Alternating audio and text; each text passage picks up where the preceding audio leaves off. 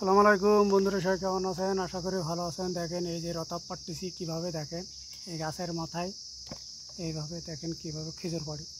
সবাই একটু ভিডিওগুলো দেখেন কীভাবে খেজুর পাড়ি, প্রবাসী কী কষ্ট। সবাই দেখেন কীভাবে পাড়ি। এইভাবে খেজুর পাড়া লাগে, প্রত্যেক দিন গাছে ওঠা লাগে, প্রত্যেক দিন। এখন বর্তমান সব সময় না, এখন খেজুরির সময় সবসময় ওঠা লাগে। আর এখন একটু কষ্টর সময়, এই সময় একটু কষ্ট করা লাগে বেশি।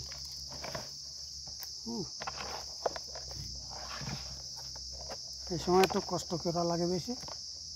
এই কষ্ট সব সময় না। ওর মা গো মা,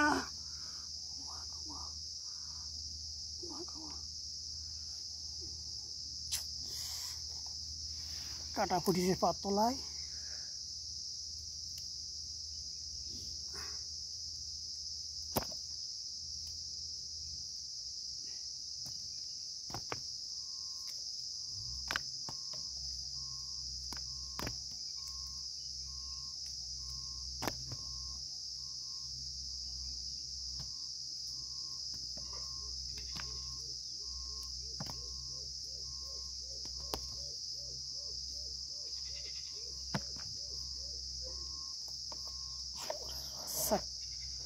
কাটা এতদিন খেজুর বাড়িতে ফুটিনি পায়, আজকেরই ফুটে গেল।